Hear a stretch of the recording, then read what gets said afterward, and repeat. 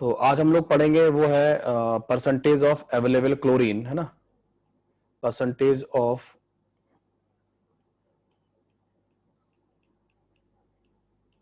Available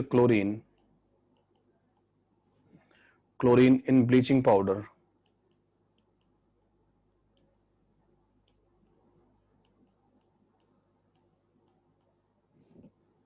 ठीक है, इसको पढ़ते हैं। तो सबसे पहले बात करते हैं ब्लीचिंग पाउडर की कि क्या होता है ब्लीचिंग पाउडर का फॉर्मूला। ब्लीचिंग पाउडर का फॉर्मूला क्या होता है? CaOCl2 होता है। ठीक है, तो क्लास में सबको पता है कि ब्लीचिंग पाउडर को CaOCl2 ये फॉर्मूला होता है, सबको पता है। ठीक है, ओके, ठीक है। नेक्स्ट उसके बाद अगर हम बात करते हैं तो आपको बताएं कि ब्लीचिंग पाउडर का जो ये फॉर्मूला है ना, ब्लीचिंग पाउडर का फॉर्मूला ये नहीं होता है ना। ब्लीचिंग पाउडर का ये एक रिप्रेजेंटेटिव फॉर्मूला है। क्या है ये फॉर्मूला? ये फॉर्मूला है रिप्रेजेंटेटिव फॉर्मूला है ना। ऐसा क्यों? बात करते हैं इस बात पे, है ना। ठीक है, तो ना हम लोग आगे डिस्कशन करते हैं कि ब्लीचिंग पाउडर कैसे बनता है। बेसिकली बनने का जो तरीका है वो ये तरीका है कि जो कैल्शियम हाइड्रोक्साइड होता है, कैल्शियम हाइड्रोक्साइड होता है इस तरीके से, उस कैल्शियम हाइड्रोक्साइड में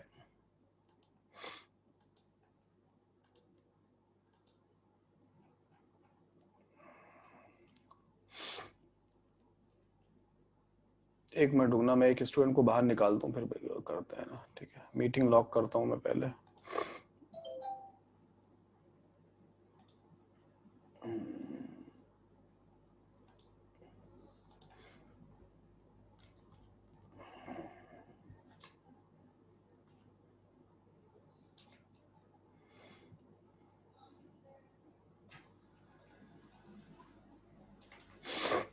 चलो तुम तो गए बाहर, है ना। ठीक है,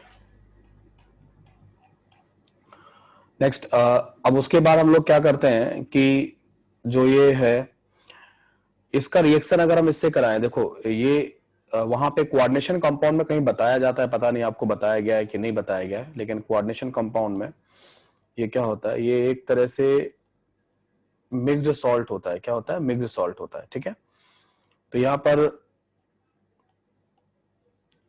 इसमें HCl होगा और इसको रिएक्शन किससे कराते हैं? HOCl से कराते हैं। मिक्स सॉल्ट कैसे बनता है? जब आप एक मिक्स सॉल्ट कैसे बनता है? जब आप एक बेस का रिएक्शन, ये बेस है कैल्शियम हाइड्रोक्साइड, एक बेस का रिएक्शन आप किससे कराते हो? 2 एसिड से कराते हो। ये 2 एसिड्स हमने लिए हुए हैं। ठीक है, तो 2 तरीके के अनायन यहाँ पे आते हैं, क्योंकि जो ये जो कंपाउंड है इसको अगर देखोगे तो इसमें क्या क्या होता है, इसमें कैल्शियम 2 पॉजिटिव आयन होता है और एक होता है Cl माइनस आयन और एक होता है OCl माइनस आयन। तो इसके पास एक तरीके का कैटायन है और 2 तरीके का क्या है? एनायन है। तो एनायन जो कंट्रीब्यूट होता है किसी भी सॉल्ट में, वो उसके सॉल्ट में वो एसिड वाले पार्ट से आता है। देखिए ये न्यूट्रलाइज हो जाएगा और एक ये न्यूट्रलाइज हो जाएगा इस तरीके से। ओके, तो यहाँ पर कैल्शियम 2 पॉजिटिव आयन जो होगा वो क्या करेगा? वो Cl माइनस आयन और OCl माइनस आयन जो होगा इस तरीके से बनेगा, इस तरीके से आता है। ठीक है, तो एक मिक्स सॉल्ट होता है ना।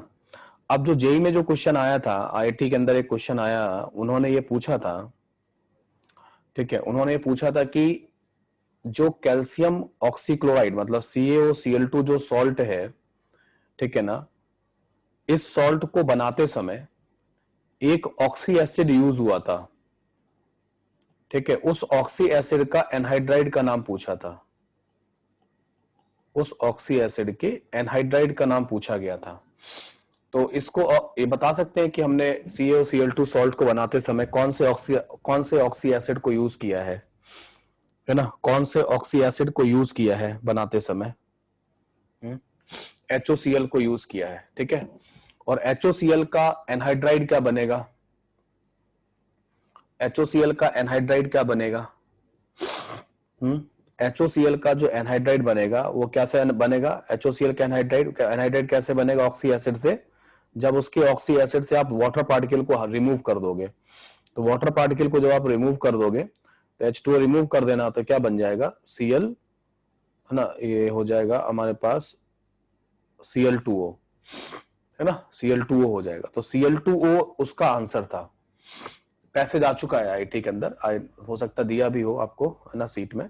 तो पैसेज ये दिया गया था। तो ये तो एक छोटी सी अंडरस्टैंडिंग है, अब पूछी गई है तो पूछी गई है, उसमें क्या है, मतलब इनऑर्गेनिक में इनऑर्गेनिक का अंडरस्टैंडिंग भी पूछ लिया और बाकी सॉल्ट वाले उस सब के बारे में भी पूछ लिया, है ना, इस तरीके से।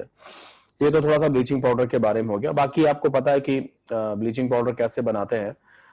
कैल्शियम हाइड्रोक्साइड सोल्यूशन, नीचे से क्लोरीन गैस, एक चैम्बर होता है इस तरीके से, ये एक चैम्बर होता है ऐसे, और यहाँ पे इस तरीके से कुछ बना रहता है ऐसे करके, यूं ऊपर से जो है ना, ऊपर से जो है ना कैल्शियम हाइड्रोक्साइड सोल्यूशन को गिराया जाता है और नीचे से क्लोरीन गैस पास की जाती है, Cl2 गैस। ठीक है, क्लोरीन गैस और कैल्शियम हाइड्रोक्साइड आपस में मिलते हैं और वो करके क्या करते हैं, कैल्शियम ये ब्लीचिंग पाउडर बनाते हैं। ठीक है, चलिए आगे बात करते हैं। इसमें नोट हो गया सब लोगों का, ये वाला यहाँ तक नोट हो गया होगा सब लोगों का। ठीक है, नोट हो गया। ठीक है, नाउ आगे बात करते हैं इसमें, और हम लोग बात करते हैं अवेलेबल क्लोरीन की। अवेलेबल क्लोरीन, है ना,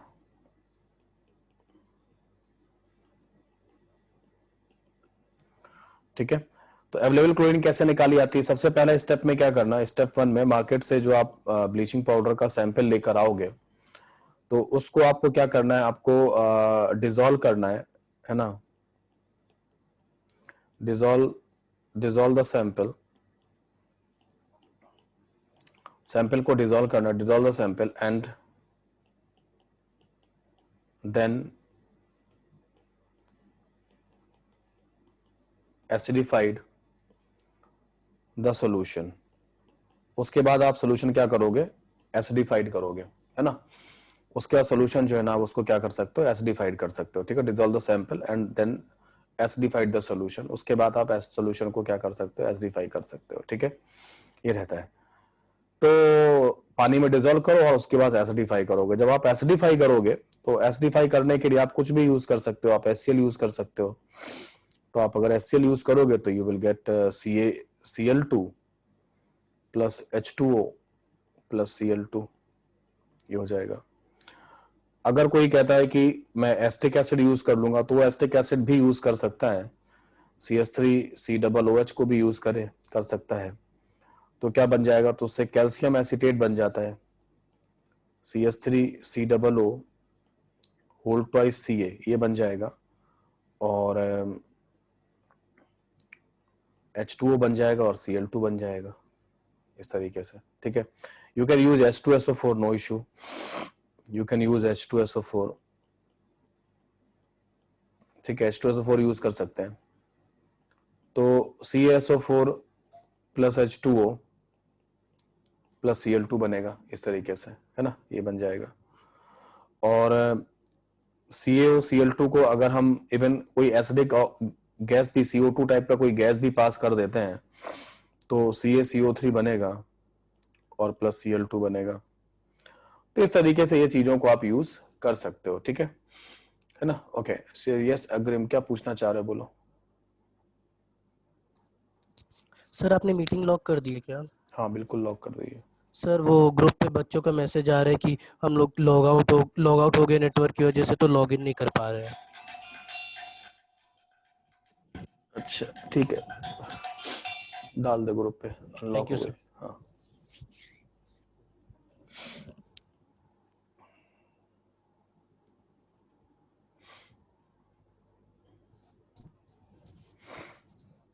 ठीक है, इस तरीके से कर लेंगे, है ना। हाँ, तो यहाँ पर ये जो है ना, CaCl2 और ये होगा, इस तरीके से बन जाएगा ना, यहाँ पे बन जाएगा। नाउ अब हम लोग बात करते हैं यहाँ पर कि देखा जाए तो आपको इन सभी रिएक्शंस में आपको दिख रहा होगा, यहाँ पे 1 मोल दिख रहा होगा, तो यहाँ पे 1 मोल Cl2 दिख रहा होगा। ठीक है, यहाँ पे 1 मोल Cl2 दिख रहा है, यहाँ पे 1 मोल Cl2 दिख रहा है। ठीक है, यहाँ पे 1 मोल दिख रहा है, तो यहाँ पे 1 मोल दिख रहा है। ठीक है, यहाँ पे 1 मोल दिखाई दे रहा है, तो यहाँ पे 1 मोल दिखाई दे रहा है। ठीक है, इस तरीके से। तो यहां से एक डेटा समझ में आ रहा है कि 1 मोल ब्लीचिंग पाउडर क्या कितना प्रोवाइड कर पा रहा है आपको Cl2। एसिड कोई भी बना रहा है उससे और कोई भी बना रहा है उससे कोई फर्क नहीं पड़ता।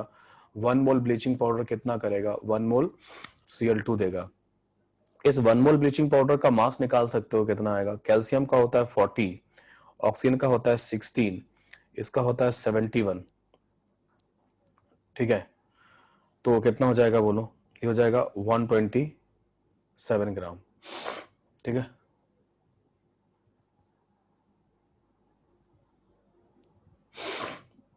ठीक है, ओके। नेक्स्ट हो जाएगा, और उसके बाद यहाँ पे कितना हो जाएगा, ये हो जाएगा 71 ग्राम, है ना। ज्यादा एसिड मिलाओगे उससे कोई फर्क नहीं पड़ेगा, ज्यादा अगर आप एसिड भी मिलाते हैं तो उससे ज्यादा कुछ फर्क नहीं पड़ेगा, बिकॉज अल्टीमेटली जितना रिएक्ट होना था उतना ही रिएक्ट होगा। यस मनीष, क्या कह रहे हो, ऋषभ बोलो क्या बोल रहे हो। तो सर आप अपना यहाँ तो वीडियो पॉलिक एसिड लिया है ना सर, एसिटिक एसिड लिया, CH3COOH होगा ना क्या हुआ। सर। सेकंड वाले में आप एसिटिक एसिड लिया है ना, हाँ, तो रिएक्शन बैलेंस नहीं हो रहा, CH3COOH होगा ना। अच्छा यहाँ पे ये, हाँ यहाँ पे 3 छूट गया है, यहाँ पे मिस्टेक हुआ है ये। हाँ सर, यही बोल रहा था मैं, सही होना सर। हाँ हाँ, और कुछ। सर आप हेलो सर, हाँ गुड मॉर्निंग सर। हाँ, सर आप अपना जो है ना वीडियो स्पॉटलाइट कर दो, क्योंकि सर आप अगर कोई दूसरे कोई बोलते हैं तो उनका वीडियो सामने आ जाता है सर। ओके, तो वीडियो स्पॉटलाइट कहाँ पे होगा। सर राइट क्लिक करो, वहाँ पे आएगा ऑप्शन। इसमें अपने वीडियो पे हाँ हाँ राइट क्लिक से तो हो ही नहीं रहा, यहाँ पे चल ही नहीं रहा। वीडियो सेटिंग में होता है क्या।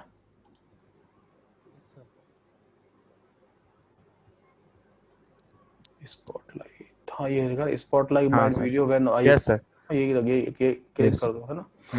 ठीक है, चलो थैंक यू सर। ओके।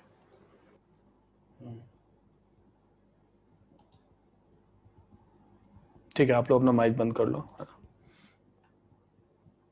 ठीक है, तो इस तरीके से आप देख रहे हो कि यहाँ पे क्लियरली मेंशन हो रहा है कि अगर हम यहाँ पे यार परसेंटेज ऑफ Cl2 निकालना चाहें तो क्या निकलेगा, परसेंटेज ऑफ Cl2 को कैलकुलेट करना चाहें तो बोलो। हमें 127 ग्राम ब्लीचिंग पाउडर कितना दे रहा है बोलो, कितना Cl2 मिल रहा है हमको, 71 ग्राम, है ना। तो हम ऐसा लिख सकते हैं क्या, 71 डिवाइड बाई 127 इंटू 100, ये लिख सकते हैं क्या। ये लिखा जा सकता है। जरा परसेंटेज निकाल के देखो इसका, आप सरप्राइज हो जाओगे थोड़ा सा जब इसका परसेंटेज आएगा। तो ये जाएगा, ये 55% के आसपास जाएगा, 71 upon 127। Yes, it is approximately आएगा 55.9% है ना, इस तरीके से आ जाएगा। ओके, इस तरीके से आ जाएगा। ओके, तो ये परसेंटेज आता है। लेकिन होता क्या है कि जब हम एक्चुअली जो ब्लीचिंग पाउडर का सैंपल होता है ना, ओके, तो 55.9% जो होगा उसमें क्या रहता है इस तरीके से, ये जो परसेंटेज आता है, ये परसेंटेज थ्योरेटिकल परसेंटेज एक्चुअली है ना, ये थ्योरेटिकली परसेंटेज आएगा।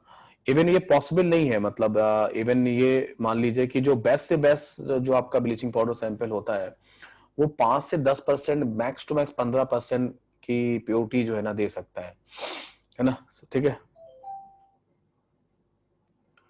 Okay done. नाउ आगे बढ़ते हैं।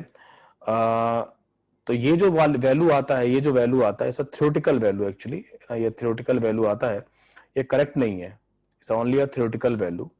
और मैंने आपको पहले ही बताया था कि जो ब्लीचिंग पाउडर सैंपल है, जो ब्लीचिंग पाउडर का जो फॉर्मूला है वो CaOCl2 नहीं है, फॉर्मूला नहीं है। मतलब ऐसा नहीं कह सकते कि इसके 1 मोल ब्लीचिंग पाउडर सैंपल से 1 मोल Cl2 मिलेगा, ऐसा नहीं कर सकते हैं, है ना, ऐसा नहीं हो सकता है। ठीक है, इस तरीके से नहीं हो पाता है।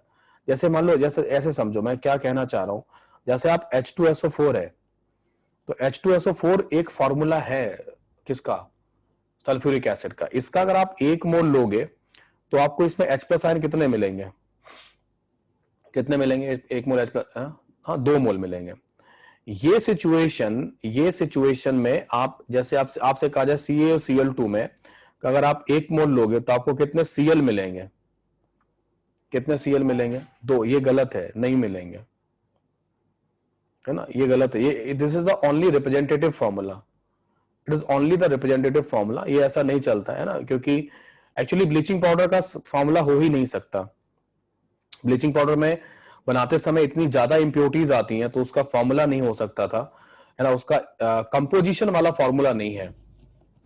CaOCl2 is the only representative formula, ये कंपोजिशन वाला नहीं है। कंपोजिशन नहीं बता रहा है कि 1 मोल इसमें 1 मोल कैल्शियम आयन प्रेजेंट है, 1 मोल ऑक्सीजन एटम प्रेजेंट है, 1 मोल Cl एटम प्रेजेंट है। वो कंपोजिशन टाइप का फॉर्मूला नहीं है, it's only a representative formula. ठीक है, तो इसलिए हमें जो है ना वो कैलकुलेट करना जरूरी हो जाता है। तो मतलब मैं आपको बता दूं कि इवन जो है ना, मतलब इवन बेस्ट सैंपल ऑफ जो कैल्शियम उसका होगा ब्लीचिंग पाउडर का, वो 5 से 10% ही आपको क्लोरीन देता है। तो फिर आप क्या करोगे? तो आप ऐसे थ्योरेटिकल कैलकुलेशन मत करना, आप तो क्या करना आपको यही है, आपको डिसॉल्व करना है, dissolve the sample in the and then dissolve the sample and then acidified, है ना, पानी में डिसॉल्व करो, उसका एसिडिफाई करो। जो भी क्लोरीन बनता है स्टेप सेकंड में, जितना ही बनता है ना, 1 मोल नहीं बनेगा, जितना भी बनेगा, स्टेप सेकंड में क्या करना है, आपको क्या करना है, collect the chlorine gas liberated, collect the chlorine gas liberated and then react it with excess of potassium iodide solution। ठीक है, पोटेशियम आयोडाइड सॉल्यूशन से क्या करो, रिएक्ट करा दो इसको। तो जो Cl2 होगा वो क्या करेगा, वो Cl2 2Ki सॉल्यूशन से रिएक्ट करेगा और क्या बना देगा, आपको पता है ना, chlorine can oxidise iodide minus ion, chlorine की ऑक्सीडाइजिंग पावर I2 ज्यादा होती है तो इसको ऑक्सीडाइज कर देगा I2 प्लस 2KCl में, ये रिएक्शन पॉसिबल है। ठीक है, उसके बाद आप क्या करना, उसके बाद जो आयोडीन लिबरेट होगा, है ना, स्टेप थर्ड में liberated iodine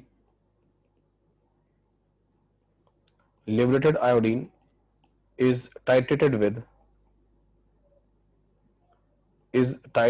with liberated iodine is titrated with standard solution of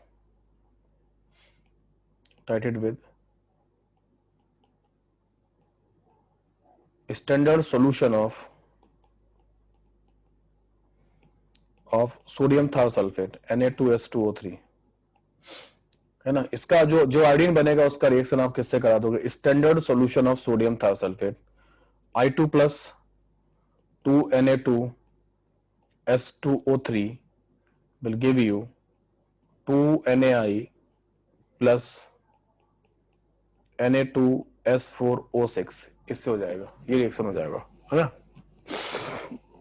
यहाँ पे आप क्या यूज करोगे, यहाँ पे आप स्टार्च इंडिकेटर यूज करते हो, जो मैंने आपको उसमें पढ़ाया भी था आपको, है ना, क्वालिटेटिव में भी बताया हुआ है मैंने, है ना, दैट कॉल आइडोमेट्रिक टाइट्रेशन, है ना। ये मैंने आइडोमेट्रिक टाइट्रेशन मैंने सभी लोगों को वहां पढ़ा दिया है। वैसे तो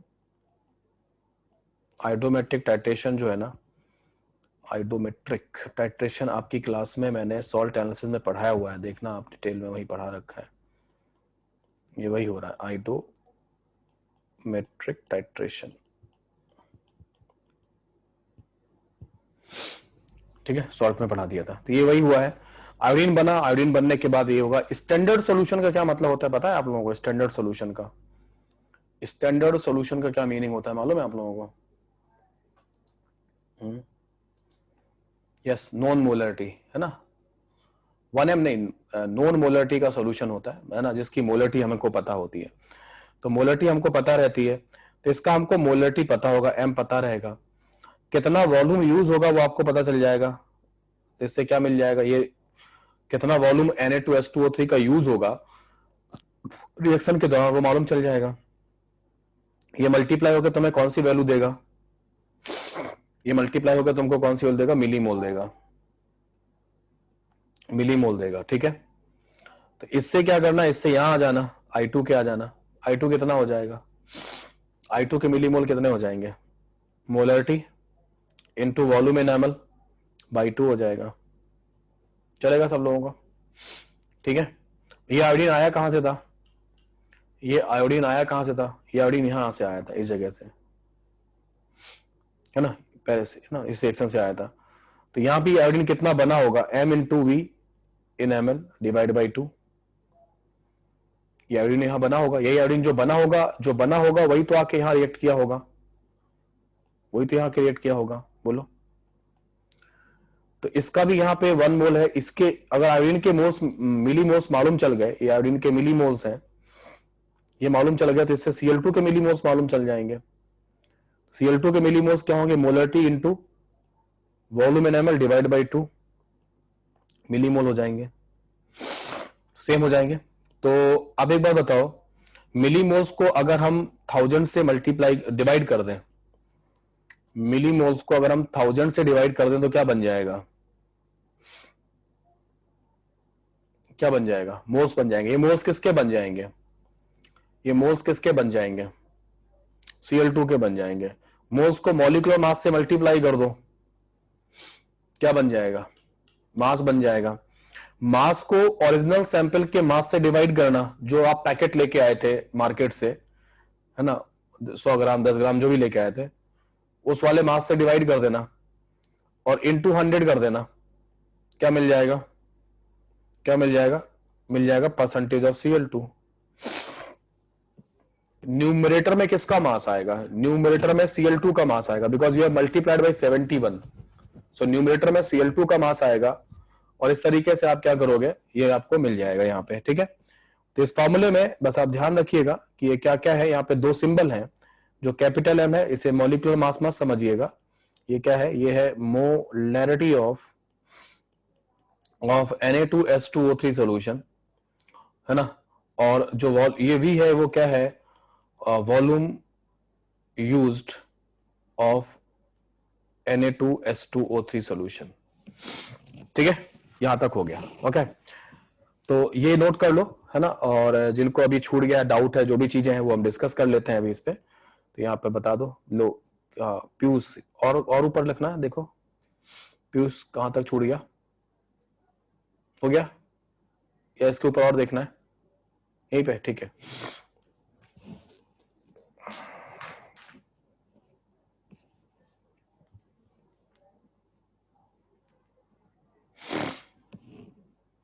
हाँ, एक बार स्टेप 1 दिखाना है, एक बार स्टेप 1 पे आ जाते हैं। लीजिए, स्टेप 1 आ गया, ये स्टेप 1 आ गया। अब हैंड रेज है, बोलो भाई। हाँ, यस एवरिल, क्या हुआ? मनीष, क्या हो रहा है, बोलो। सर आप ये जो पीडीएफ है सर, ये आप पहले send आप करेंगे? एक बार रुको। हाँ, सर आप ये पीडीएफ ग्रुप पे सेंड करेंगे?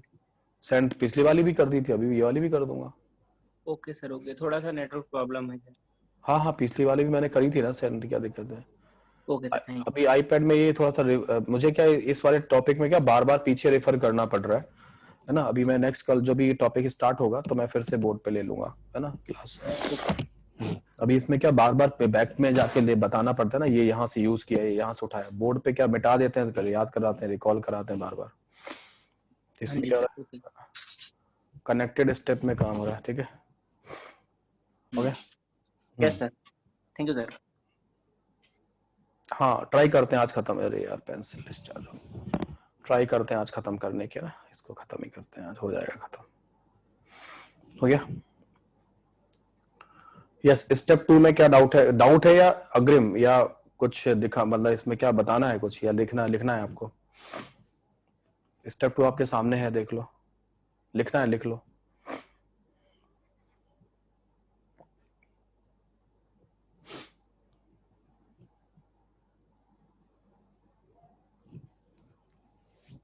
डन? ओके।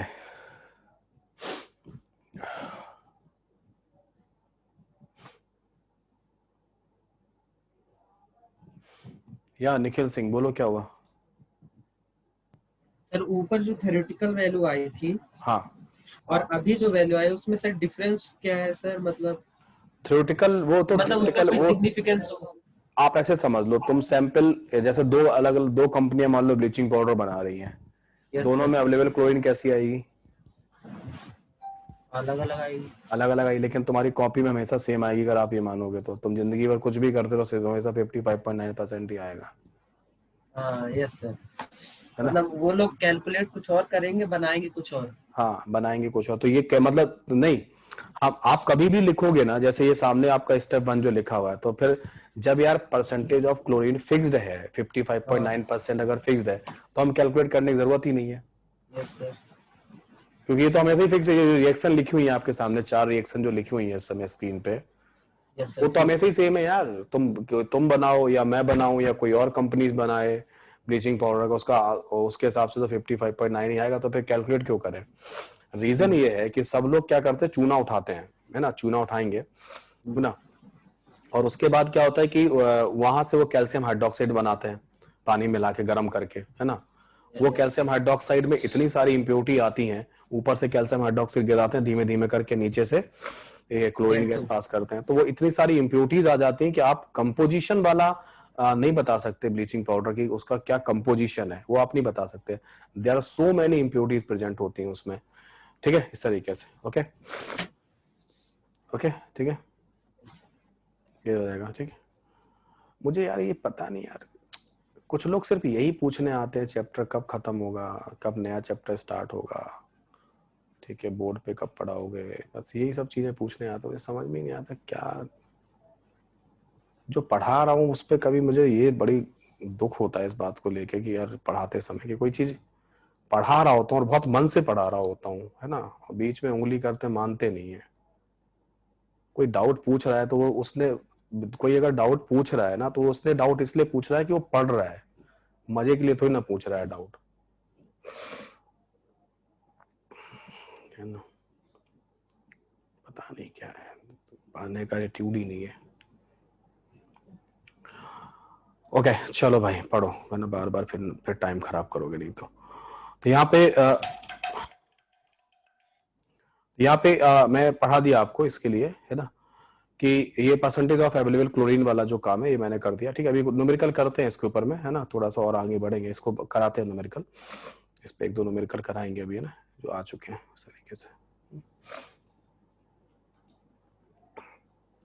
अभी भी डाउट है क्या निखिल? कुछ मनीष क्या डाउट है, बोलो। सर मैं पूछ रहा था सर, आपने ब्लीचिंग पाउडर पढ़ाया सर? हाँ कोई डाउट नहीं है सर। CaOCl2। हाँ, सर वो है क्या सर, मतलब? वो रिप्रेजेंटेटिव फॉर्मूला है, ब्लीचिंग पाउडर को कहीं रिप्रेजेंट करना है तो आप CaCl2 लिख दो, इट्स नॉट अ और सर कंपोजिशन इसको फॉर्मूला। और सर इसको किस फॉर्म में यूज करेंगे सर, मतलब ऑक्सीडाइजिंग या रिड्यूसिंग एजेंट के फॉर्म में? ऑक्सीडाइजिंग एजेंट है ना, क्लोरीन गैस देगा ना।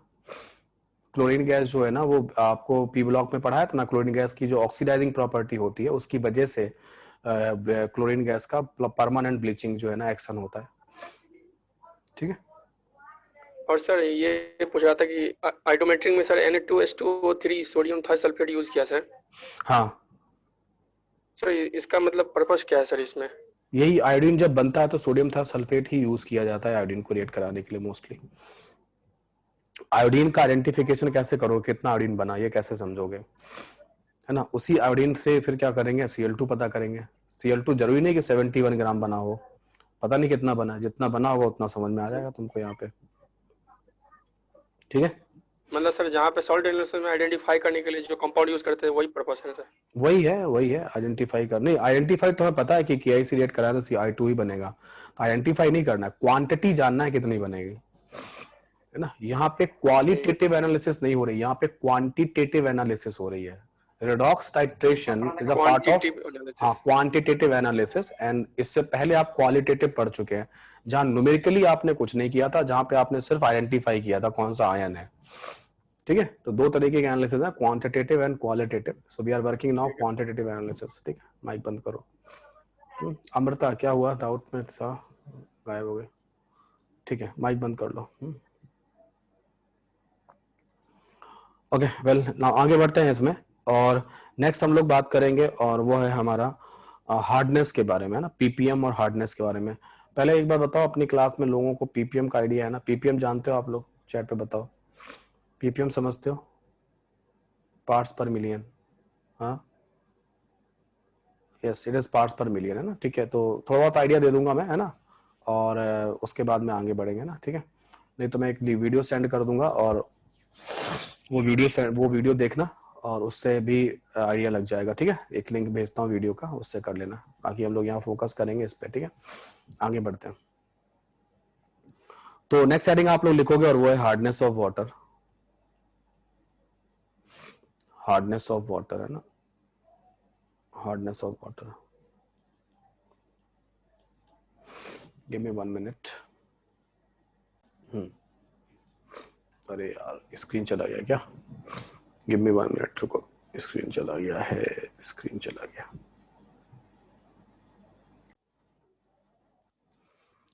देखिए, hard water does not give, hard water does not give leather, leather मतलब झाग, leather with soap.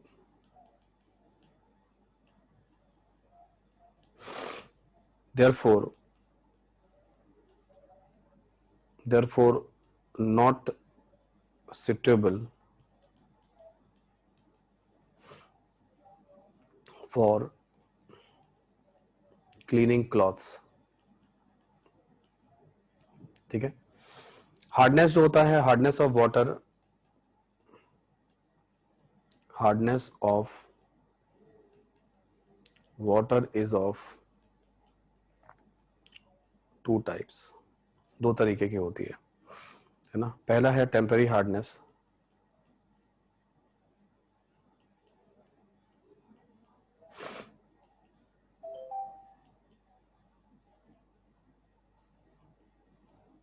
Temporary hardness. ठीक है, सो टेम्पररी हार्डनेस जो होती है वो किस वजह से होती है? It is due to the presence of, it is due to the presence of carbonates and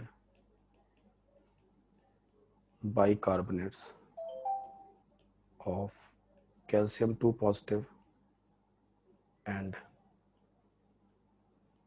magnesium 2 positive ions. इसकी वजह से होती है ना। This type of hardness can be removed. This type of hardness can be removed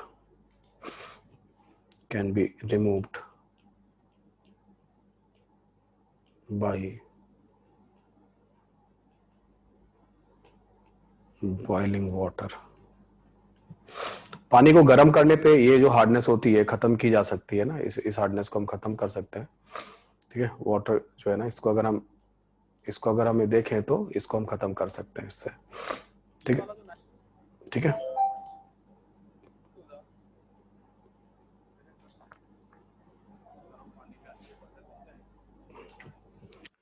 तो इसमें क्या करोगे आप लोग, जो कैल्शियम बाइकार्बोनेट होगा जैसे मान लो, तो कैल्शियम बाइकार्बोनेट को जब आप हीट करोगे तो you will get calcium carbonate. Calcium carbonate water में इंसॉल्युबल होता है और इसलिए ये कैल्शियम आयन को लेके पानी से बाहर चला जाता है। ठीक है, ये इंसॉल्युबल है पानी में। इस तरीके से कैल्शियम आयन पानी से क्या हो जाएगा, बाहर चला जाएगा। कैल्शियम आयन जब पानी से बाहर चला जाएगा तो फिर प्रॉब्लम नहीं है, क्योंकि जो फैटी एसिड्स होते हैं सोप के अंदर, उनके साथ क्या करता है, कैल्शियम 2 पॉजिटिव आयन कंबाइन करके पीपीटी बना लेगा। ठीक है, तो इसलिए क्या होता है कि वो जो फैटी एसिड्स हैं, जो कि एक तरह से मिसल फॉर्मेशन करके क्या करते हैं, उसको बनाते हैं, मतलब सोप में क्लीनिंग करवाते हैं, वो वाला पार्ट जो है ना, वो क्या हो जाएगा, वो वाला पार्ट जो होगा वो, चलो ये लोग नोट करो, फिर मैं और समझाता हूँ इसके बारे में। ठीक है, नोट करो इनको। हम लोग बात करते हैं इसमें इसके लिए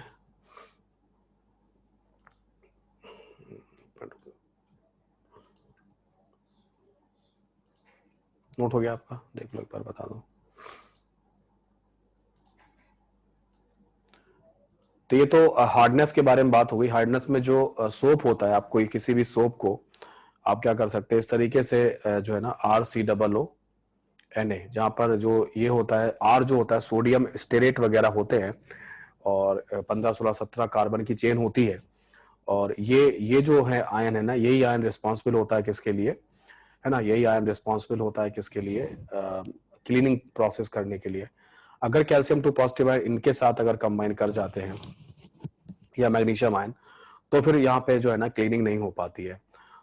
तो हम क्या करते हैं, पानी को गर्म कर देते हैं, और पानी को जब आप हीट कर देते हो, गर्म कर देते हो पानी को, तो गर्म पानी में कपड़े फिर साफ हो जाते हैं, अच्छे साफ हो जाते हैं, क्योंकि यहाँ पे है ना, हाँ, हार्ड वाटर तभी होगा जब ये मोस्टली जो हार्डनेस आएगी वो इसी तरीके से कैल्शियम 2 पॉजिटिव आयन और मैग्नीशियम 2 पॉजिटिव आयन की वजह से आ जाएगा। ठीक है, ना आगे बढ़ते हैं इसमें, और हम लोग बात करते हैं परमानेंट हार्डनेस की। इस तरीके की जो हार्डनेस, जो बाइकार्बोनेट की वजह से हार्डनेस आएगी, ठीक है, वो हार्डनेस को तो आप क्या कर सकते हो, आसानी से केवल पानी को गर्म कर दो, तो गर्म करने से ही ये हार्डनेस बाहर की जा सकती है, क्योंकि बाइकार्बोनेट डिकम्पोज कर देते हैं, है ना। बाइकार्बोनेट जो होते हैं वो आसानी से डिकम्पोज हो जाते हैं किसमें, है ना, बाइकार्बोनेट आसानी से डिकम्पोज किसमें हो जाते हैं बोलो, है ना, अपने कार्बोनेट्स में हो जाते हैं। जो कार्बोनेट्स होते हैं वो क्या करते हैं, वो इंसॉल्युबल है पानी में, इस तरीके से ये हो जाएगा। ठीक है, नेक्स्ट हेडिंग लिखो आप लोग, परमानेंट हार्डनेस, और इसमें लिखिए it is due to the sulphate, it is due to the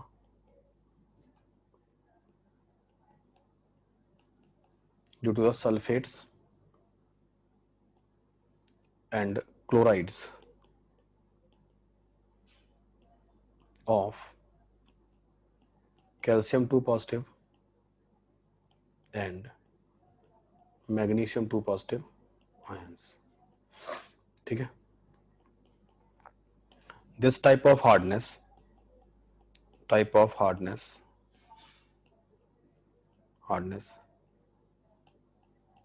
cannot be removed by boiling water। ठीक है, पानी को गर्म करने पे नहीं हो सकता है ना, इसको वी कैन यूज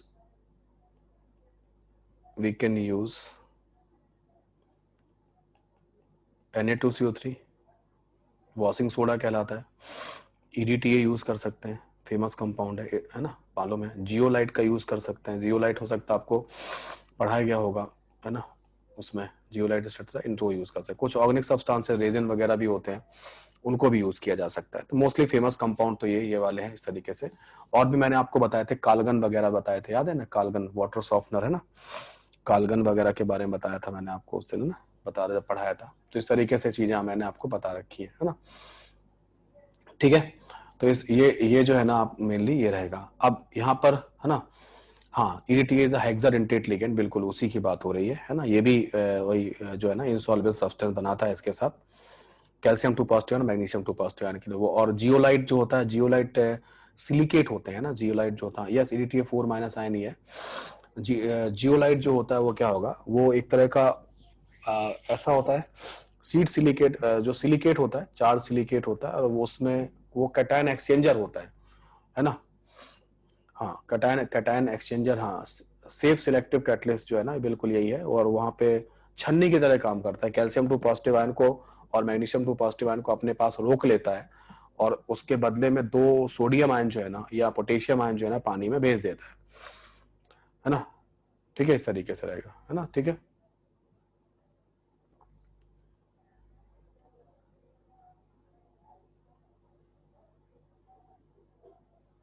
हाँ,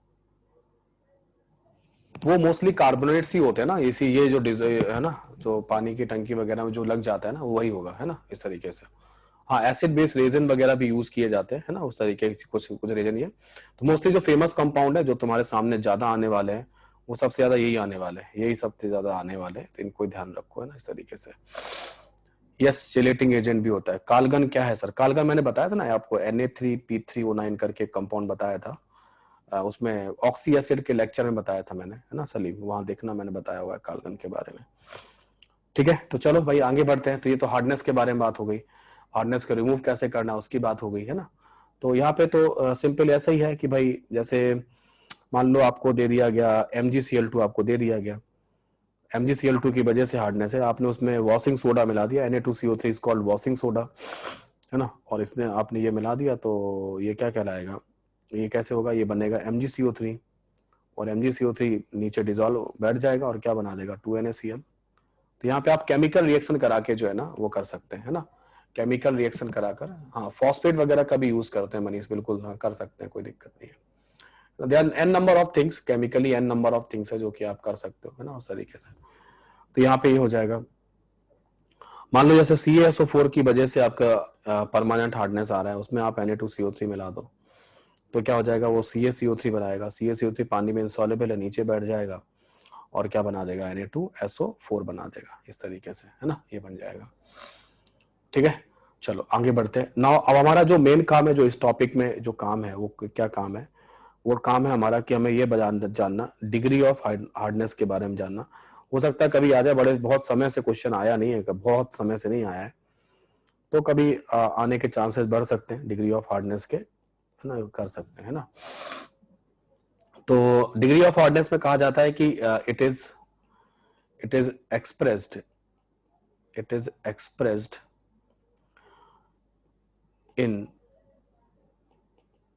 in terms of ppm of calcium carbonate or equivalent to it, ये रहता है डिग्री ऑफ हार्डनेस, है ना। डिग्री ऑफ हार्डनेस जो होगा इस तरीके से रहेगा। सोडियम वगैरह का प्रॉब्लम नहीं है, सोडियम वगैरह से प्रॉब्लम नहीं होता है ना, ठीक है, सोडियम वगैरह से प्रॉब्लम नहीं होगा, केवल कैल्शियम और मैग्नीशियम को अपने को हटाना है बस, और कोई दिक्कत नहीं है ना। वो पानी में डिसॉल्व रह सकता है, कोई दिक्कत नहीं है। कुछ मिनरल्स पानी में होते हैं ना, ठीक है, रहते हैं। So it is express in terms of ppm of calcium carbonate और इक्विवेलेंट टू इट, इस तरीके से लिखा जाता है ना। तो डिग्री ऑफ हार्डनेस को अगर हम कैलकुलेट करना चाहें, ठीक है, डिग्री ऑफ हार्डनेस को अगर हम कैलकुलेट करना चाहें तो हम लोग कैसे कैलकुलेट, ये तो डेफिनेशन है, डेफिनेशन बड़ी अजीब सी लग रही है आपको, अभी हम लोग काम करेंगे इस पे तो आपको याद समझ में आ जाएगा। तो डिग्री ऑफ हार्डनेस अगर आपको कैलकुलेट करना है, डिग्री ऑफ हार्डनेस अगर आपको कैलकुलेट करना है तो ऊपर में क्या करना, ऊपर में लिखना mass of calcium carbonate, mass of calcium carbonate, नीचे में लिखना इन ग्राम लिखना, ऑब्वियस सी बात है, ग्राम में ही काम करेंगे, सबसे सुटेबल यूनिट है ग्राम। किलोग्राम बहुत बड़ी हो जाएगी और मिलीग्राम जो है ना वो क्या होगा, मिलीग्राम बहुत छोटी हो जाएगी, इसलिए ग्राम में करना ही सबसे सही बात है। Mass of water in gram into 10⁶, ये फॉर्मूला है, ये बेसिक फॉर्मूला है जो कि आप हार्डनेस निकालने के लिए यूज करते हैं, हार्डनेस निकालने के लिए यूज करते हैं ना, ठीक है। और ये जो लिखा हुआ है बेसिकली, अगर आप ध्यान दें इस बात पे, ये जो लिखा हुआ है, ये इतना जो पार्ट लिखा हुआ है, ये जो पार्ट लिखा हुआ है जो इससे मैं रेड पेन से मार्क कर रहा हूं, है ना, इस पार्ट को आप कह सकते हैं, इस पार्ट को कह सकते हैं ppm ऑफ CaCO3, ये भी कह सकते हैं, है ना, है ना, बिल्कुल। मास ऑफ वाटर पता होगा, मास ऑफ वाटर पता होगा, तो ये ppm ऑफ कैल्शियम, मतलब hardness of water is nothing but equal to ppm of calcium carbonate. ये वाली जो वैल्यू है, ये वाली इसकी वैल्यू इसके बराबर होगी, है ना। 10⁶ क्यों करना पड़ा, बिकॉज हमें ppm निकालना है। ppm क्या होता है, आउट ऑफ 10⁶, है ना, ppm जो होता है वो आउट ऑफ 10⁶ होता है ना। 10 की, जैसे आपने कहा 1 मोलर, तो 1 मोलर जो होगा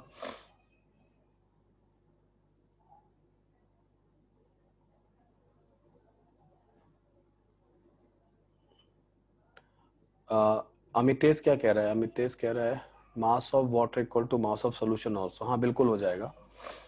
क्या कह रहे हो अमितेश, क्या कहना चाह रहे हो, बोलो। Temporary hardness of water CaCO3 की वजह से भी आती है। हाँ, CaCO3 की वजह से नहीं आती है सर, आपने लिखा है ना कार्बोनेट्स एंड बाइकार्बोनेट्स। हाँ, कार्बोनेट और बाइकार्बोनेट जो है ना वो पानी में डिसॉल्व सब्सटेंस है, उसमें से जो कैल्शियम आयन है उसकी वजह से आती है। ये सर CaCO3 की वजह से हार्डनेस आती है, और सर फिर जब बाइकार्बोनेट की बात करें तो सर उसमें CaCO3 बना, इसलिए वाटर सॉफ्ट हो गया। हार्डनेस जो आता है वो इन 2 आयन की वजह से आता है, बस कैटायन की वजह से आता है। लेकिन कैटायन जो है ना पानी में अकेला नहीं रह सकता, वो अपने एनायन के साथ रहेगा। तो अब इनके पास अनायन जो होते हैं, या तो ये वाला आयन होगा इसके पास, या इसके पास ये वाला आयन होगा, या इसके पास ये वाला आयन होगा। इसके पास भी यही सिचुएशन है, ठीक है, यही वाला है ना, इस फॉर्म में रहता है। लेकिन अगर ये वाले कैटायन को, समझना, इन वाले कैटायन को अगर आपने CO3 2 नेगेटिव दे दिया तो ये पानी में नहीं रह सकते, फिर पानी से बाहर चले जाएंगे। लेदर क्यों नहीं बन पाता? क्योंकि जो calcium 2 positive ion, magnesium 2 positive ion है, ये जो लेदर बनाने वाला जो होता है ना, वो क्या बनाता है, वो जो फिल्म बनाता है, जो सोप फिल्म, सोप बबल बनाता है ना, जो सब्सटेंस, जो एनायन होता है सोप का, उसके साथ कंबाइन कर जाते हो, इस्कम कहलाता है, इस्कम बनाते हैं, इस्कम न बन जा, एग्रीगेट बन जाता है ना।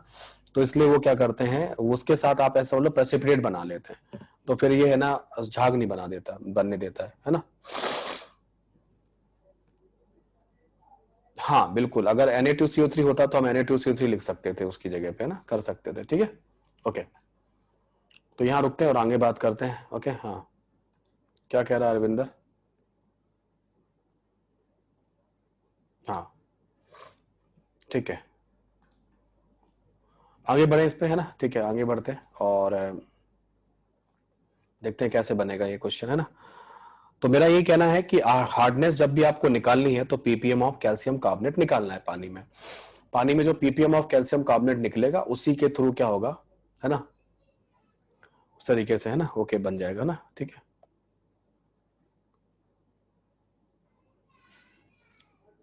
हाँ, ऊपर लिखना है, क्या लिखना है लिख लो जल्दी से, जिसको बोलो अग्रिम क्या बचा लिख लो फटाफट, पे मैं समझाता हूँ। जो झाग बनता है ना वो सोप के, जो है ना, सोप बबल के फॉर्म में ही बनता है, उसी को, उसको बनने से रोकता है वो, है ना, उसको बनने से रोकता है। मैं बताता हूँ, क्लीनिंग प्रोसेस जो है ना, क्लीनिंग, जस्ट 2 मिनट दे दो मुझे। तो क्लीनिंग प्रोसेस जैसे ये समझो, किसी कपड़े में जो डस्ट लगा होता है, किसी कपड़े में जो डस्ट लगा होगा, डस्ट का पार्टिकल वाटर रिपेलेंट होता है, समझे। डस्ट का पार्ट, यहाँ जगह नहीं है ऊपर, या एक मिनट रुको, डस्ट का जो पार्टिकल होता है ना, वो वाटर रिपेलेंट होता है ना, ठीक है। और जो हमारा सोप होता है RCOO माइनस आयन, उसमें उसमें इसकी जो ये कार्बन चेन होती है, ये भी वाटर रिपेलेंट होती है, ये वाटर रिपेलेंट होती है, ठीक है। ये वाला जो पार्ट होता है ये पानी में अट्रैक्ट होता है, ये वाला नेगेटिव चार्ज की वजह से, ठीक है ना, ये वाटर में अट्रैक्ट होता है। हम इसको कहते हैं लियोफिलिक पार्ट, है ना, जब हम वहां पे करेंगे सरफेस केमिस्ट्री में, तो हाइड्रोफोबिक और लियोफोबिक, है ना, इस तरीके से रहेगा, हाइड्रोफिलिक और हाइड्रोफोबिक भी कह सकते हैं, ठीक है। तो यहाँ पे जो डस्ट पार्टिकल है ऐसे करके, उस डस्ट पार्टिकल में क्या होगा, उस डस्ट पार्टिकल में ये जो आपकी कार्बन चेन है, बेसिकली ये कार्बन, ऐसे हम लोग रिप्रेजेंट करते हैं इस तरीके से, आर को, इसको यूं रिप्रेजेंट कर देंगे, और ये COO माइनस एन ऐसे। तो ये भी, ये वाली कार्बन चेन भी वाटर रिपेलेंट है, और ये रिपेलेंट है, ये भी, है ना, डस्ट पार्टिकल। तो इसके साथ इस तरीके से कंबाइन कर जाते हैं यूं, डस्ट पार्टिकल के साथ ऐसे करके, इस तरीके से यूं, और इस तरीके से इसको ऐसे पिक करेंगे, यूं पिक करके, और पिक करने के बाद क्या करेंगे, यूं बना, ऐसे एक बबल बना लेंगे ऐसे, है ना, दैट कॉल मिशेल फॉर्मेशन कहलाता है। सरफेस केमिस्ट्री में आपको पढ़ाते हैं इस तरीके से ये, और ऐसे डस्ट पार्टिकल को बबल के फॉर्म में निकाल लेते हैं ना। कभी आपने टीवी एड वगैरह भी देखे होंगे सोप वगैरह के, है ना, क्लीनिंग वगैरह, तो इस तरीके का ही कुछ वो टीवी एड भी बनाते हैं ऐसे करके ना। ये यूं निकल जाएगा, ये डस्ट पार्टिकल जो है ना, जो आपको दिख रहा था ऐसे निकल जाएगा। ये जो आपको आयन दिख रहा है ना, RCOO माइनस आयन, है ना, जो सोडियम स्ट्रेट का आयन होगा, ये एक्चुअली फ्री नहीं रह पाएगा कैल्शियम 2 पॉजिटिव आयन की प्रेजेंस में और मैग्नीशियम 2 पॉजिटिव आयन की प्रेजेंस में। ये उनसे कंबाइन करके पीपीटी बना लेगा, जो तुम्हारे लिए मुश्किल, फिर वो क्लीनिंग नहीं करेगा। तो आप चाहते हो कैल्शियम 2 पॉजिटिव और मैग्नीशियम 2 पॉजिटिव में आप हट जाए, ताकि क्लीनिंग प्रोसेस जो है ना वो प्रॉपर हो सके, ठीक है। सो ये जस्ट एक, मतलब एक आइडिया दे दिया मैंने आप लोगों को, मेरे ख्याल से अब थोड़ा समझ में आ गया होगा, है ना। हम लोग अपने न्यूमेरिकल पे आते हैं, ठीक है। तो न्यूमेरिकल जो मैं आपको दे रहा हूँ वो न्यूमेरिकल है आपके लिए, कि आपको हार्डनेस बताना है, और हार्डनेस बताते समय आपको जस्ट एक क्वेश्चन दे रहा हूँ कि आपको find the degree of hardness. Question लिखो आप, फिर मैं कुछ, पहले तो आप लोग एक क्वेश्चन लिखो, फिर मैं आपसे बात करता हूँ। Find degree of hardness, degree of hardness of water, of 1 liter water, of of 1 liter water containing 1 milligram MgCl2। ये तो क्वेश्चन आपके सामने। अब आपके जो डाउट्स हैं या कुछ रह गया किसी का, नोट आउट करना जरा वो करो, फिर बात करते हैं। पूछ लो भाई आप लोग, है ना, चैट पे कर दो, जो भी लिखना है पूछना है, कुछ जो भी बात करनी है फटाफट कर लो, थोड़ा सा इसको अटेम्प्ट करो।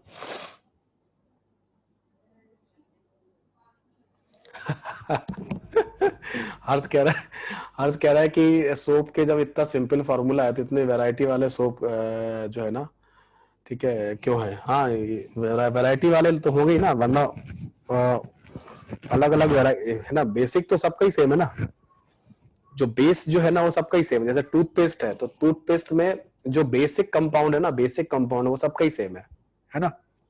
जैसे आप ऐसे समझो, जैसे हमारी कोचिंग इंडस्ट्री है तो बेसिक तो सबका आईटी का सिलेबस और जेई का सिलेबस वही पढ़ाना है, बट इतने सारे कोचिंग है ना, अलग अलग है ना, सब लोग अलग अलग तरीके से पढ़ाते हैं, अलग अलग करते हैं, ठीक है, इस तरीके से रहता है, ठीक है हर्ष, है ना।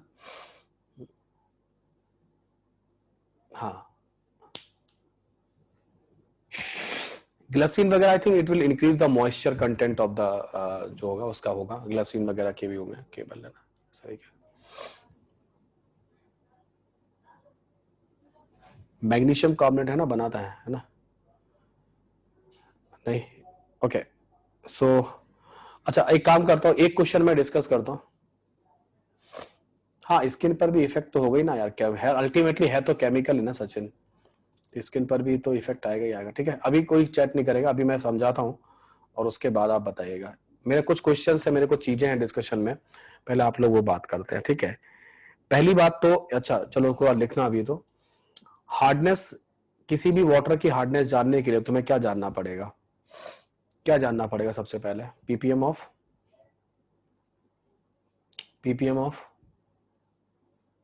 हार्डनेस जानने के लिए क्या जानना? पीपीएम ऑफ कैल्शियम कार्बोनेट जानना पड़ेगा ना। डिग्री ऑफ हार्डनेस का मतलब है, degree of hardness is equal to the ppm of calcium carbonate, ये आपको जानने पड़ेंगे। और एक सबसे सरप्राइज बात पता क्या है, सुनना जो मैं बोलूंगा बहुत अजीब सा लगेगा आपको, बहुत एक सबसे सरप्राइज बात यह है कि पानी में कैल्शियम कार्बोनेट नहीं है। बात समझ में आई मैं जो कहना चाह रहा हूं?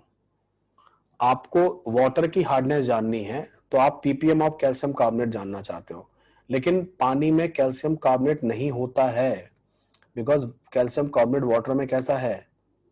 कैल्शियम कार्बोनेट वाटर में कैसा है? इनसॉल्युबल है, बिल्कुल सही। पानी में जो चीज डिजॉल्व ही नहीं होती है, ठीक है ना, उसको तुम कैसे निकाल सकते हो? इसीलिए क्या किया गया है, इसीलिए यहां पे क्या किया गया, इक्विवेलेंट, ये जो लिखा हुआ है ना, ये जो लिखा है ना, इक्विवेलेंट और इक्विवेलेंट टू इट, ये काम की बात है। इक्विवेलेंट टू इट, जैसे मान लो केमिकल रिएक्शन जैसे हो रही है, जैसे आप समझो अपने पास 1 मोल अगर मैग्नीशियम क्लोराइड पानी में डिजॉल्व है तो वहां से आप क्या कर सकते हो, मैग्नीशियम कार्बोनेट निकाल सकते हो, या 1 मोल अपने पास ये है प्रेजेंट है तो वहां से आप 1 मोल कैल्शियम कार्बोनेट निकाल सकते हो।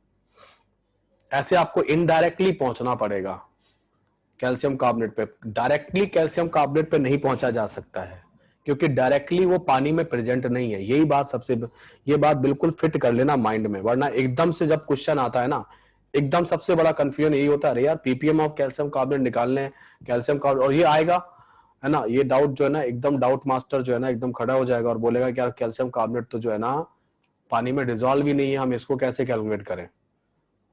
तो वो तरीका मैं आपको बता रहा हूँ, इक्विवेलेंट टू इट है ना, इक्विवेलेंट टू इट जो लिखा हुआ है ना, जो जरा सा एक छोटा सा स्टेटमेंट है इक्विवेलेंट टू इट, लेकिन इसका मीनिंग बहुत बड़ा है ना, ठीक है, इसका मीनिंग बहुत बड़ा है। क्या मीनिंग बड़ा है? देखो, अब पानी है 1 लीटर और उसमें डिजॉल्व क्या है?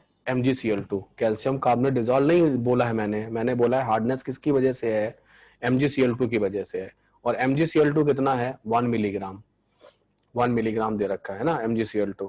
और हमें क्या चाहिए? हमें किसका मास चाहिए होगा? हमें किसका मास चाहिए MgCl2 की जगह पे? कैल्शियम कार्बोनेट का मास चाहिए, ठीक है। तो क्या करोगे, आप ये जानते हैं कि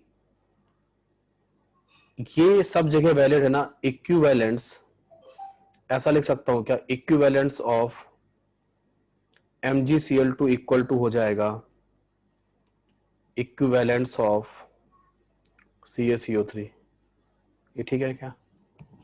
क्योंकि दुनिया में यार इक्विवेलेंट में चीजें बराबर ही रहती हैं, उनमें कोफिशिएंट ऑफ गेम नहीं है, रिएक्शन का कोई गेम नहीं है। इक्विवेलेंट एक ऐसी चीज है, नंबर ऑफ इक्विवेलेंट जो हमेशा बराबर ही होता है दो सब्सटेंस का अगर करना है तो, है ना। एक की जगह दूसरा लाना है तो आप उनके इक्विवेलेंट बराबर करो। जैसे मान लो NaOH है और H2SO4 है, एक दूसरे को न्यूट्रलाइज कर रहे हैं, तो उनके मोल बराबर होंगे या इक्विवेलेंट बराबर होंगे? हाँ, इक्विवेलेंट बराबर होंगे, है ना। तो इक्विवेलेंट्स को हम लोग बराबर कर देते हैं। और इक्विवेलेंट्स को बराबर करने में फायदा क्या है? इक्विवेलेंट को बराबर करने में यह है कि भाई ये W/E किसका हो जाएगा, W/E जो होगा वो मैग्नीशियम क्लोराइड का हो जाएगा, और यहां पे W/E किसका हो जाएगा बोलो, कैल्शियम कार्बोनेट का हो जाएगा, है ना। इक्विवेलेंट वॉल्यूम नहीं लिखा, इक्विवेलेंट टू इट लिखा हुआ है ना, इक्विवेलेंट वॉल्यूम कहीं नहीं लिखा है मैंने अरविंदर, है ना। मैंने आपको इक्विवेलेंट टू इट लिखा हुआ है। कैल्शियम कार्बोनेट की जगह पे मैग्नीशियम कार्बोनेट नहीं लिख सकते, नहीं लिख सकते दिव्यांशु, नहीं लिखा जा सकता है।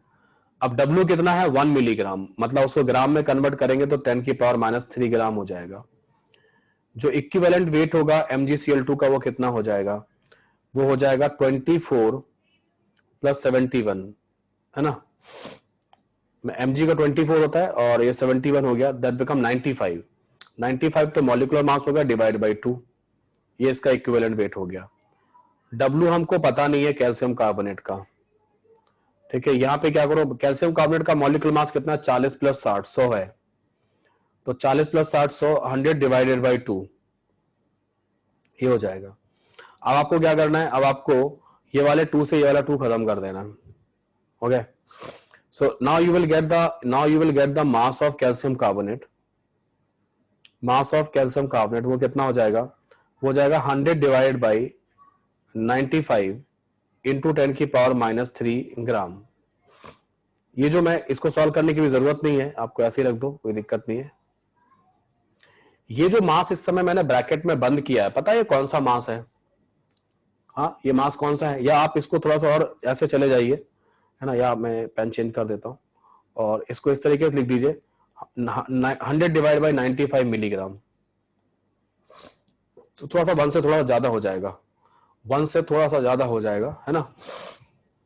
ये जो मास है 100 डिवाइड बाई 95 मिलीग्राम जो मास है, ये मास किसका निकल के आया है? 100 डिवाइड बाई 95 जो मास निकल के आया है वो किसका निकल के आया? ये निकल के आया 1.05 मिलीग्राम जो मास है, किसका मास है? कैल्शियम कार्बोनेट का मास है। ये कौन सा, ये मास क्या करेगा, ये मास क्या करेगा? 1.05 मिलीग्राम जो आपको मास दिख रहा है इस समय, ये मास क्या करेगा? हाँ, ये मास क्या करेगा? ये मास क्या करेगा? डिग्री ऑफ हार्डनेस देगा। हाँ, कैसे देगा डिग्री ऑफ हार्डनेस? ये तो डिसॉल्व ही नहीं है, ये तो डिसॉल्व ही नहीं है, डिग्री ऑफ हार्डनेस कैसे दे देगा? हाँ, ये डिग्री ऑफ हार्डनेस कैसे देगा? हाँ, इक्विवेलेंट टू इट, है ना। गुड, समझिए, अब सुनो मेरी बात, है ना, ये समझ लो, बस अभी लिखो मत, सुनो। मैं ये कह रहा हूं कि हमारे जो वाटर, जो हमारा 1 लीटर पानी था, उसमें 1 milligram calcium 1 milligram magnesium chloride था। हम एक काम करते हैं, वो 1 मिलीग्राम कैल्शियम, 1 मिलीग्राम जो मैग्नीशियम क्लोराइड था ना, उसको हटा लेते हैं। तो 1 मिलीग्राम जो मैग्नीशियम क्लोराइड था, जितनी हार्डनेस दे रहा था, उसकी जगह पर अगर ये 1.05, ये जो लिखा है ना, ये वाला, ये जो लिख रहा है 1.05 मिलीग्राम कैल्शियम कार्बोनेट आप पानी में इंजेक्ट कर सको, तो हार्डनेस उतनी ही आएगी जितना 1 मिलीग्राम मैग्नीशियम क्लोराइड ने प्रोवाइड की थी। 1 मिलीग्राम मैग्नीशियम क्लोराइड जितना हार्डनेस प्रोवाइड कर रहा था, उसको हटाकर उसकी जगह पर 1.05 मिलीग्राम कैल्शियम कार्बोनेट अगर रख दोगे, तो उतनी ही हार्डनेस आएगी जितना पहले कर रहा था। समझ में आया तो बोलो यस, है ना? आ गया समझ में, है ना? आ गया पक्का समझ में? इसीलिए क्या हो रहा है, यहां पर जो डेफिनेशन लिखी गई है ना, इस यहां पे जो डेफिनेशन लिखी गई है, अब इसे अब तुमको कभी भी इससे ऑब्जेक्शन नहीं आएगा कि ऊपर इस डेफिनेशन में जो अभी ब्रैकेट में से तुम्हारे सामने है, ऊपर में न्यूमरेटर में मास ऑफ कैल्शियम कार्बोनेट क्यों लिखा गया है, मास ऑफ कैल्शियम कार्बोनेट क्यों लिखा गया है। ठीक है, समझ में आया? तो ये बात सही है कि मास ऑफ कैल्शियम कार्बोनेट, ये बिल्कुल करेक्ट है कि कैल्शियम कार्बोनेट हार्डनेस नहीं देता है, लेकिन कैल्शियम कार्बोनेट के टर्म्स में, कैल्शियम कार्बोनेट के पदों में, कैल्शियम कार्बोनेट के टर्म्स में क्या की जाती है, हार्डनेस को मेजर किया जाता है। ठीक है, ठीक है, ठीक है, ये हो जाएगा। ओके, नाउ आगे यहां पर इसके बाद क्या होगा, हाँ, तो ये अपना मास आ गया ग्राम में। अब आपको क्या लिखना था, अब आपको लिखना था डिग्री ऑफ हार्डनेस, आपको लिखना डिग्री ऑफ हार्डनेस। तो क्या हो जाएगा, बोलो, ऊपर लिखना 100 divide by 95, 100 divide by 95 into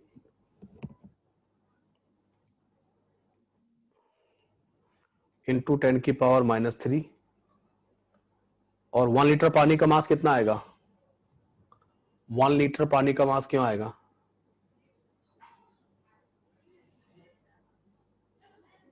1000 gram into 10 की पावर 6। ठीक है, तो ये कैंसिल हो जाएगा, कितना आएगा, 100 डिवाइड बाई 95 कितना आएगा, 1.05 ppm।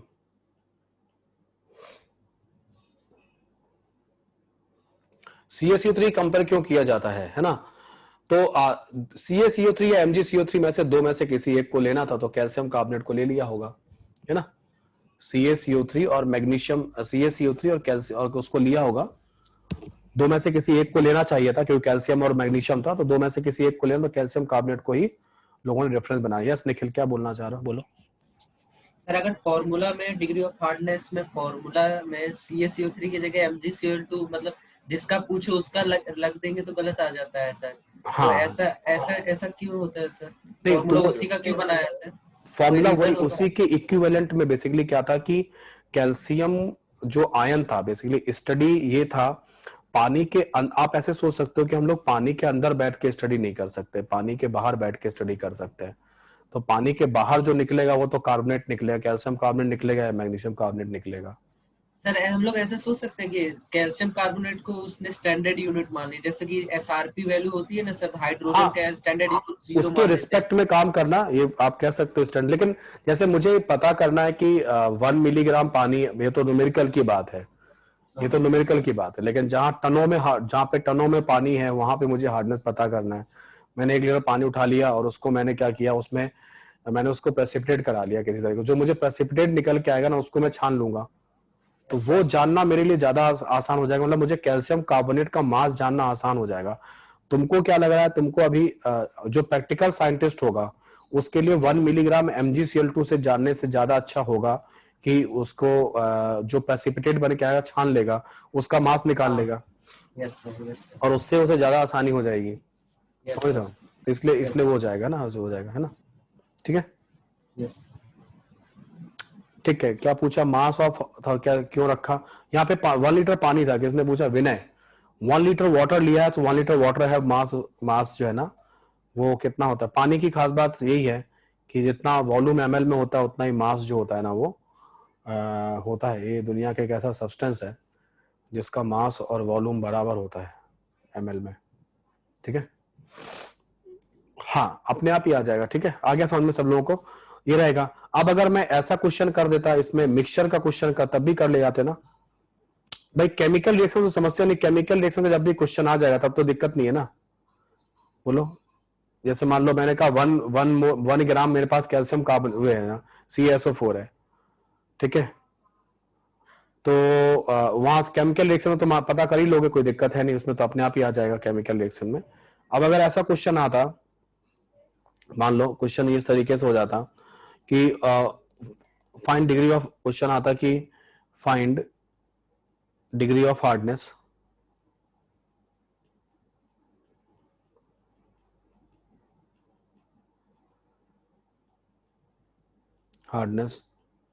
Of water, of 1 litre water ले लो, मास तो लेना पड़ेगा पानी का, of 1 litre water containing 1 milligram MgCl2 and 1 milligram CaCl2। ठीक है, मनीष क्या कह रहा है, कुछ कहना चाह रहा है क्या? सर मैं पीछे पूछना चाह रहा था सर। सर परमानेंट हार्डनेस का एग्जांपल दिया था ना सर आपने, EDTA, जियोलाइट, कॉलगन। सर ये समझ में नहीं आया, ये है क्या? ये तो सब्सटेंस को हटाने का, परमानेंट हार्डनेस को हटाने के काम में आते हैं। नहीं सर, EDTA है कि ये समझ, जैसे सर Na2CO3 ये अच्छा, समझ में आता है। तुम लोग का हुआ नहीं होगा EDTA वाला सेक्शन ना, वो उसमें अभी इथाइलिन डाइमीन है ना, ये कोऑर्डिनेशन कंपाउंड नहीं हुआ है ना तुम लोगों का? कोऑर्डिनेशन कंपाउंड नहीं हुआ सर, हम लोग के बैच में नहीं हुआ। हाँ, इसीलिए नहीं बताया, कोई बात नहीं, आ जाएगा समझ में, चिंता मत करो ना, पता चल जाएगा। और नेक्स्ट 2 कंपाउंड लिखा है सर, जियोलाइट, कॉलगन। जियोलाइट तो पढ़ाया गया और सिलिकेट वगैरह नहीं पढ़ाया गया क्या? कालगन तो मैंने अभी पढ़ाया है उसमें। यही समझ में नहीं आया सर। पढ़ो तो जाके, जियोलाइट देखो, जाके पढ़ो, है ना, नहीं है तो वेबसाइट पे लेक्चर देखो, सिलिकेट के पढ़ा रखा है उसमें, है ना।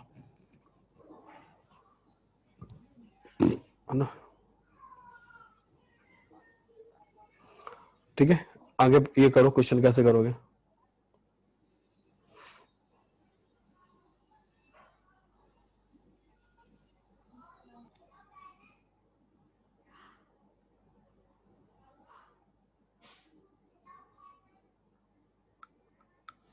तो अब आपको क्या करना पड़ेगा, आपको 2 काम करने पड़ेंगे।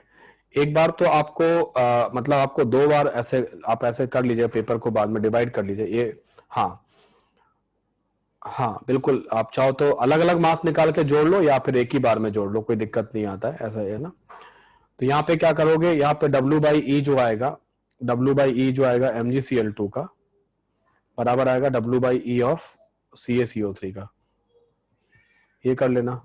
तो इससे तो ये तो मैं कर चुका हूं, ये तो आपने यहाँ किया हुआ है, ब्लू पेन से जो लिखा हुआ है सारा, ये तो कर लिया है। तो ये तो मैं कर लिया हूं, और मुझे यहाँ पता है कि W ऑफ कैल्शियम कार्बोनेट कितना निकल के आएगा, 1.05 मिलीग्राम निकल के आएगा। ठीक है, ये तो मुझे पता था, ये मैं कर चुका हूं, है ना। दूसरा काम मैं कर लेता हूं। दूसरा काम ये है कि भाई W/E ऑफ CaCl2 जो होगा वो इक्वल टू हो जाएगा W/E ऑफ CaCO3। ठीक है, सो W की वैल्यू आपको कितनी निकाली, 1 मिलीग्राम था, तो ये हो जाएगा 10⁻³ ग्राम। E कितना हो, 40 + 70, 111 हो जाएगा, 111 डिवाइड बाई 2, और ये हो जाएगा W डिवाइड बाई 100/2, 2 से 2 खत्म। तो W जो निकल के आएगा वो आएगा 100 डिवाइडेड बाई ये इंटू 10⁻³ ग्राम। ठीक है, इस तरीके से। तो मिलीग्राम में जो वैल्यू निकल के आएगी कितनी निकल के आएगी, देखो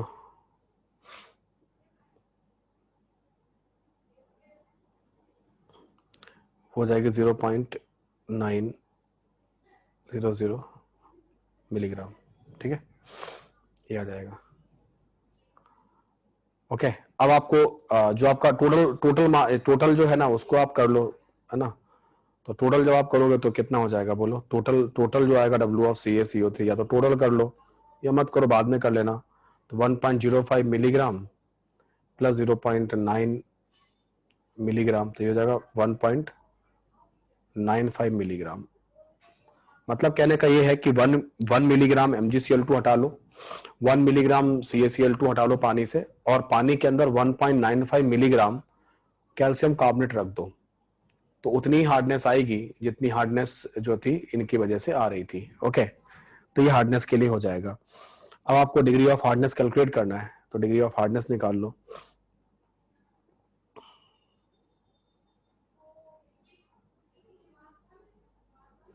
सो डिग्री ऑफ हार्डनेस कितनी हो जाएगी? डिग्री ऑफ हार्डनेस हो जाएगी आपका, तो ये हो जाएगा 1.95 इंटू 10 की पावर -3 ग्राम डिवाइड बाई 1000 ग्राम, क्योंकि पानी 1 लीटर था, इंटू 10 की power 6, so you will get 1.95, है ना, ppm। ये आपका आंसर हो जाएगा। ठीक है, इस तरीके से करेंगे। तो कोई डाउट हो किसी को तो बताओ। और मैं देख रहा था सीट को, मैं देख रहा था आज आप लोगों की, तो सीट जो है ना वो आप कंप्लीट कर सकते हो, आप चाहो तो पिछले क्लास में कर लो, है ना। हाँ, लैब में आ जाएगा। और मेरा पी ब्लॉक का जो क्लास है हो सकता है आपका इस बार संडे को, क्योंकि जेई का एग्जाम है, सही संडे को ही, यहाँ 27 को ही है। और आपकी क्लास लेकिन सुबह लगेगी, पी ब्लॉक के डिस्कशन की, है ना, डिस्कशन क्लास इस संडे को लगेगी, है ना, कंबाइंड क्लास लगेगी, संडे की डिस्कशन को लगेगी। ठीक है, पी ब्लॉक की सीट कंप्लीट करनी है आप लोगों को, वो कंप्लीट रखो, है ना। और इसमें डिस्कशन करेंगे हम लोग कौन सा एक्सरसाइज, ये खत्म हो गया है, मेरे को 10 से 20 मिनट और पढ़ाना, थ्योरी और बची हो जाएगा, थोड़ा और बता देंगे, काफी हो गया इसमें, काफी अच्छे से पढ़ा दिया है। अब आप लोग क्या करिएगा, अब अपना रिडॉक्स का सीट करिएगा, रिडॉक्स का सीट जो है ना वो कर लेना।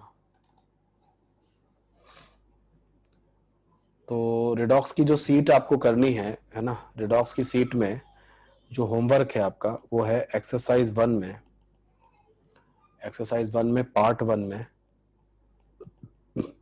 में आप सेक्शन ए कर लोगे, सेक्शन बी भी कर लोगे, सेक्शन सी भी हो जाएगा,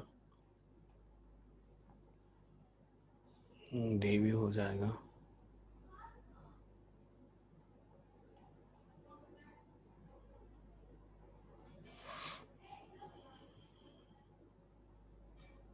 ई भी हो जाएगा, एफ भी हो जाएगा।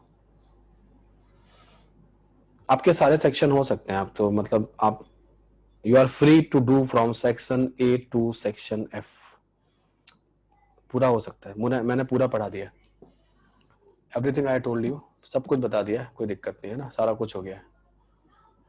ओके, तो ये पूरा कंप्लीट हो चुका है, आप लोग कर सकते हैं, है ना। यहाँ मतलब आपका टॉपिक एक तरह से कंप्लीट हो चुका है ना, है ना, पूरा कंप्लीट कर दिया मैंने टॉपिक। आप करिए इस पे ना, काम करेंगे, बिल्कुल आपका हो जाएगा। कुछ एक्स्ट्रा चीजें और भी बताएंगे कल की नेक्स्ट क्लास में, जो मुझे इसमें मिसिंग दिख रही हैं उन चीजों को भी मुझे कराना पड़ेगा। यहाँ पे तो नहीं दिया है,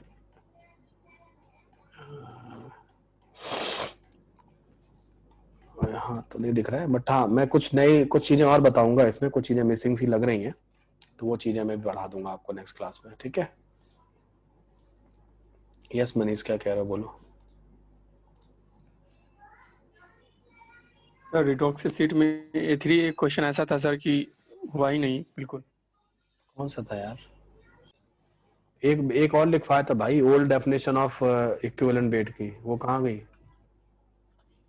35.5 ग्राम से जो रिएक्ट करता है, हाँ सर लिखवाया था सर। वो पता करो, ठीक The है। mass of substance reacted in gram with 1 gram of hydrogen, 8 gram oxygen, 35.5 gram chlorine। हाँ वो करो, कितना क्लोरीन है इसमें? 35.5 ग्राम ऑफ क्लोरीन। इस क्वेश्चन में मैं करता हूँ, एक मिनट रुको, स्क्रीन शेयर करता हूँ, अभी करा देता हूँ क्वेश्चन को, देख लो आप लोग, बाकी लोग भी देख लो, मुझे लगा आप कर लोगे। 5.56 ग्राम की मैंने। ये दिख रहा है आपको, ये दिख रहा है एसटीपी पे है, इसको मोल में कन्वर्ट करो तो कितना आएगा? 1.12 लीटर डिवाइडेड बाय 22.4 लीटर, 0.05 मोल आएगा सर। 0.05 मोल को 71 से मल्टीप्लाई करो, ये नहीं किया था सर। 0.05 को 71 से मल्टीप्लाई करो, you will get the mass of chlorine. ठीक है सर। को 71 से मल्टीप्लाई करो, you will get 3.55 gram. 3.55 gram chlorine जो है ना, क्लोरीन सर। हाँ ये कंबाइन कर रहा है कि तो क्या बना के दे रहा है, कितना क्लोराइड बना के दे रहा है? क्लोराइड बना रहा है, chloride, ClorID, chloride, metal chloride बनाएगा MClX, ये बनाएगा, कितना बना रहा है? 5.56 ग्राम।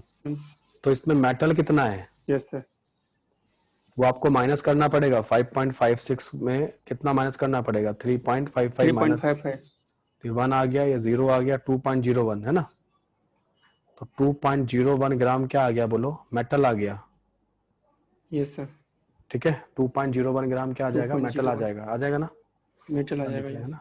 यस ठीक है, ये आ जाएगा। तो Yes, sir. अब आप क्या लिखोगे? अब आप लिखोगे तो ये 35.5 ग्राम से कितना रिएक्ट करेगा इस, हाँ, तो 2.01 डिवाइड बाई 30.55 इंटू 35.55 कैंसिल करो, 20.01 आ जाएगा आंसर। आ तो रहा है। सर 2.01 मेटल का आया सर, इसके बाद क्या बोले सर? 2.01 ग्राम जो मेटल है वो कितने ग्राम क्लोरीन से कंबाइन कर रहा है? सर 3.55। 3.55 ग्राम क्लोरीन सर। और इक्विवेलेंट वेट क्या होता है? हाँ सर, है ना, इक्विवेलेंट वेट क्या इक्विवेलेंट होता है? Weight sir molar the mass of molar weight substance upon which, balance factor. अरे यार तुम फिर घूम के वहीं पहुंच गए। Molar weight upon valency factor. अच्छा सर, ये सर यहाँ 35, हाँ 35.5। 35.5 ग्राम ऑफ क्लोरीन से जो रिएक्ट करेगा, है ना। अच्छा हाँ सर, हाँ सर, हाँ सर। ठीक है, तो 20.01 ग्राम आ जाएगा। कर जाएगा, आ जाएगा, है ना। सर मुझे ये समझ में आ रहा है कहाँ पे कौन सा डिफिनीशन यूज करना है सर? अब इसमें अब तुम बैलेंसी फैक्टर कैसे निकाल लोगे बताओ? मेटल क्लोराइड, मेटल का नाम ही नहीं पता, वरना मैं तुम्हें ऑक्सीजन नंबर चेंज बता देता। अब ये NaCl है कि MgCl2 है पता नहीं चल रहा, तो फिर डेफिनेशन से चले जाओ। समझ ठीक रहे है हो सर। ना। तो सर यहाँ मेटल फाइंड नहीं कर सकते कौन सा मेटल है सर ये? कैसे दिखा, लिखा नहीं ना, ओमिट कर दी डेफिनेशन को उसमें इंफॉर्मेशन, हाँ सर, है ना। इनकम्प्लीट इन्फॉर्मेशन दी गई है। हाँ, तो उस तरीके से वो ध्यान, यही तो सब प्रैक्टिस करके देखना होता है।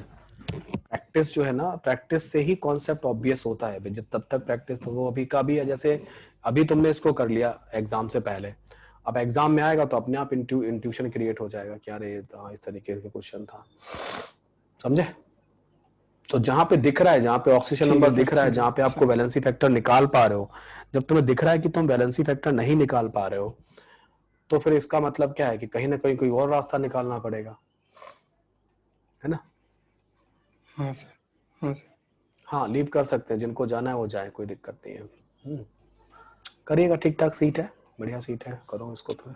ये सर और क्वेश्चन सब हो गए सर, हो गए। हो गए होंगे, डेफिनेटली हो गए होंगे इसमें ना, जितना अपन ने पढ़ा है जिस तरीके से, इसमें हो जाएंगे, कोई दिक्कत नहीं है। हल्का ही है, मतलब ज्यादा टफ नहीं है सीट का, है ना, कर लोगे। फिजिकल में थोड़ा सा यही रहता है, न्यूमेरिकल जल्दी हो जाते हैं थोड़ा सा, है ना। इनऑर्गेनिक में थोड़ा सा टाइम लगता है, कहीं उसका कोई बाउंड्री नहीं है, कहीं से भी इंफॉर्मेशन आ जाती है, इसलिए थोड़ा सा दिक्कत आती है।